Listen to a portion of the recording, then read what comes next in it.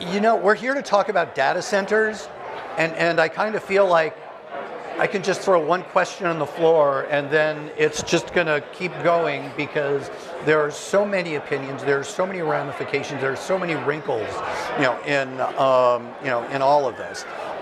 I guess what I want to start out with, and it's the same question to both of you, is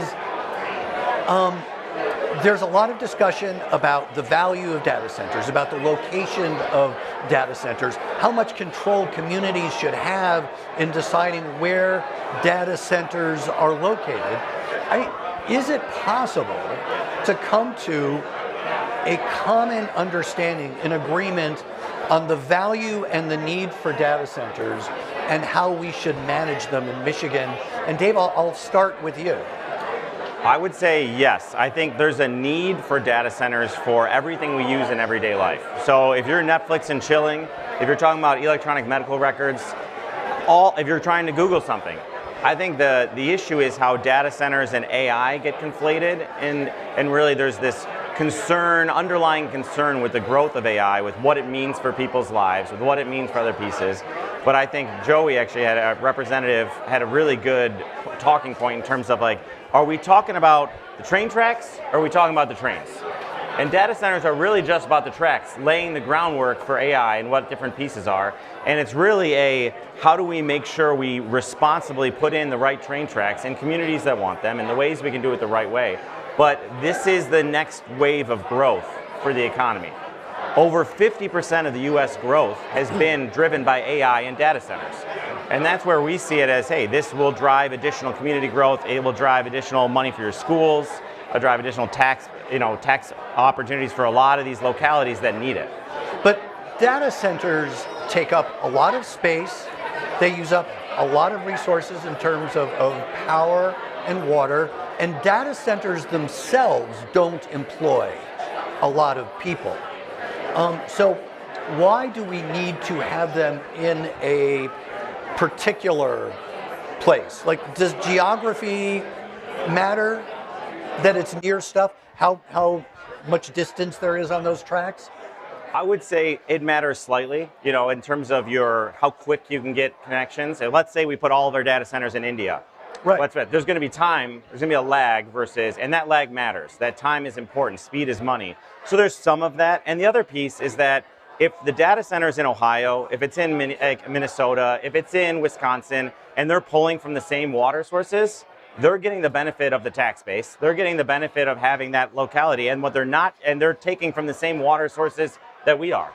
So it's one of those that how do we make sure we get our fair share of the benefits, while also seeing the additional growth in construction jobs. Construction. We are not building any data centers in Michigan currently. We are doing some outside of the state. So this isn't we need more construction jobs. There's plenty of construction going around, but it's one of these that there's more opportunities that data centers bring for the community. Yeah. Yeah. So I'd say the reason I like the train analogy is that data centers are infrastructure, right? Just like when we built power plants 100 years ago, when we built the railroad 150 years ago, data centers are infrastructure, and it's basically leading this next kind of industrial revolution that we're seeing through AI and the kind of services around it. But to the point that Gabe made, something like 60-70% of what data centers do is non-AI. And so I think the association of, they're building all these hyperscale data centers because of AI isn't necessarily a one-to-one accurate comparison.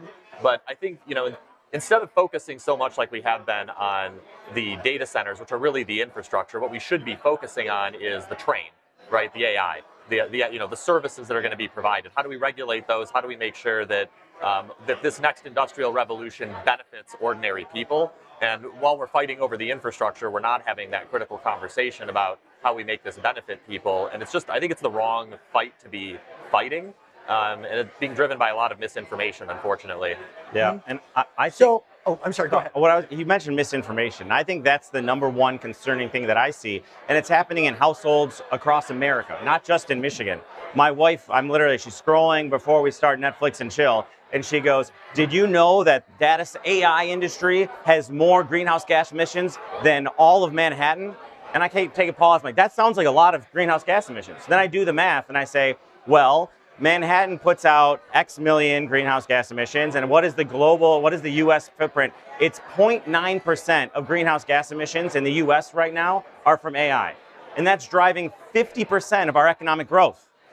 I would take that deal all day long. Yes, there's a little bit more, but the amount of economic opportunity for the region and for the state's really important. I think there is a cultural experience in Michigan and the industrial Midwest where we put a lot of our chips for the longest time on big manufacturing. And then, you look in Metro Detroit, you look in Lansing. I just happen to live down the street from a shuttered GM plant there. Yep. And you have these big places that the economy outpaced, that they were obsolete. And so suddenly neighborhoods, communities had to deal with these big spaces created for a specific purpose that were then left.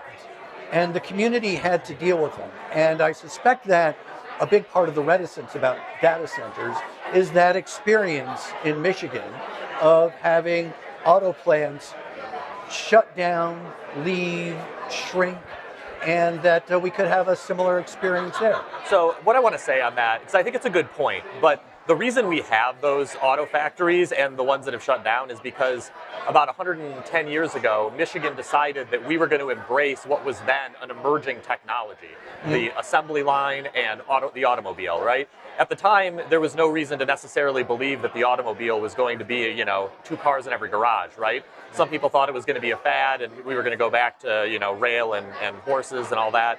But we embraced it. We took a leap into this brand new industry and we built our whole state's economy on it. I mean, Michigan is what it is today because we decided we were going to be at the cutting edge and we were going to be at the forefront. Now, the issue, of course, is that nothing lasts forever. And what we did is we stopped being at the forefront. And I mean, obviously, we love our automakers and, we want them to stay in Michigan and continue doing business here. But this is a legacy industry now. Data centers, AI, and technology is the cutting edge industry. And so to me, we need to re-embrace the spirit that we had 120 years ago, get back to being on the cutting edge. But we also have to acknowledge that in 100 years' time, something new will be the cutting edge. And this may not be, what it was today 100 years from now. And I think the importance is to always be embracing growth and always be embracing what is next so that we're always taking steps forward and not doing kind of what I think we're doing now as a state, which is having our heads turned backwards or downwards. That's part of the reason that we're seeing the declining population and lagging economic trends in this state is because we've kind of lost that spirit of innovation and embracing the new technology. I think Representative Andrews makes a really good point there, and it's really about we can't be looking backwards and fighting 100-year battle from last year. We need to be looking forward and thinking about growth and what can we do to drive that growth. And if this, right now it's data centers growth, we're also not cutting edge. I would say we're like a lagging leader right now. You look at what's happening in Virginia, their laws that they put in place were not as strong and not as supportive as what our representative here put in place last year in terms of our data centers legislation. It comes with water protections. It comes with consumer protections. It comes with a lot of the things that other states didn't do. Yeah. So I think that's one thing that is also missed on the conversation. It's kind of like we're not the leading bleeding edge. You know what I mean? We are a fast follower, and we need to be fast followers in this industry or we're going to get left behind. So when you place a data center somewhere, and I'm going back to the factory comparison. Sure. When a factory, when an assembly plant located in a place, that there were businesses that shot up around that some of them were suppliers, some of them were bars and restaurants, neighborhoods would often, obviously that was when the transportation infrastructure was different. What is going to crop up around data centers if we establish more of them in Michigan? I would say there's two things. That feels like a false choice. It's not that it's data centers or it's another auto plant. There's only so much economic growth that's happening right now in the economy, and when 50% of the growth is coming from data centers, you've got to jump in and support what is there and what is the growth opportunities. So yes, will data centers bring as much as an OEM assembly plant? Maybe not. But there will be other support systems around IT, you'll get more Wi-Fi ramped up. There'll be more areas of support for that data center. And there is some jobs there. It's not the same as a manufacturing facility, but it feels like a false narrative that it's not that there's all these other opportunities for our land and for our growth. This is the biggest opportunity of our generation right now, and we need to be able to take advantage of that. What I would say too is these are multi-year projects to build, and you're bringing in thousands of union construction jobs, very good paying construction jobs. All those construction workers need a place to live during the construction of the project. They need places to eat. They need places to shop. So there is an economic benefit. I compare kind of to, so I have nuclear plants in my area. During the refueling outages every 18 months, you get about 1,000 new construction workers in the area, and the whole economy booms around it. You're going to need to do constant repairs on data centers. There's a few hundred construction jobs that kind of are ongoing maintenance and repair jobs that are all going to be good for the local economy. But also, tech companies want to be near data centers, that whole speed piece. So having the infrastructure means that you bring in those kind of first-tier tech companies, you bring in the entrepreneurs who want to be in this space and want to be near these centers. And then the tax revenue is something that the local governments, whether it's the city or township or the county they end up in, that's revenue to reinvest and help to grow their local economy and bring in more investment. But the era of the factory town is behind us. We're not in a time anymore in the world where you drop an assembly plant and a brand new city pops up around it. What we're looking at now is a very different kind of infrastructure and investment, but one that I think can be a huge growth driver in a lot of our communities that are looking for what is next. When you look at other states in the U.S., maybe other parts of the world, as Michigan looks at building data centers, what places are doing it right and what should we learn from them? I actually think Michigan right now is on the cutting edge of doing it right. Because we got to watch what other states had done and the mistakes they made, our laws have pretty strict water protections. We require municipal water hookups for all data centers in Michigan. We also require that they hold harmless residential ratepayers, so no costs from building a data center and expanding the grid around it gets passed on to residential customers. We learned that watching mistakes made in other states. It's not to say that we can't do more. We're learning all the time, but I think you'll find if you talk to some of the big tech companies, they'll tell you that Michigan is actually kind of the model right now that they're taking to other states to say, hey, these are the protections you need to have in place to do this right. What's a place where something, in just the minute and a half we have left, what's a place where something went wrong where we learned a big lesson from it?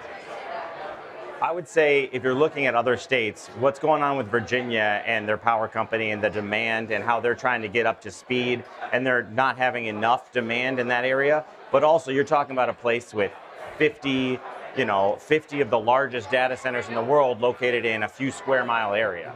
Now that's very, very different than what we have in Michigan, where we're talking about, hey, putting them in the right space, having the right consumer protections, having the right water protections, and to what Representative Andrews said earlier, it's one of those that because we were kind of a little bit lagging, we weren't the cutting edge, we were not the bleeding edge. But if you see something where there are some more bleeding edge early, they're seeing a few of those things crop up later in life. But it's one of those that we have built in the protections. We've witnessed what's gone wrong and purposefully put in the right protections for our state. Yeah, I would say Georgia is a good learning experience. Their grid was not prepared for the build out. We're trying to be prepared. And then I think what happened in Memphis with the XAI data center and all the kind of illegal generating they did, that is a very good learning experience of what not to do. Okay, Gabe Rodriguez, Counselor, thank you for your time. Representative Joe Andrews, thank you very much for your time. Thank you.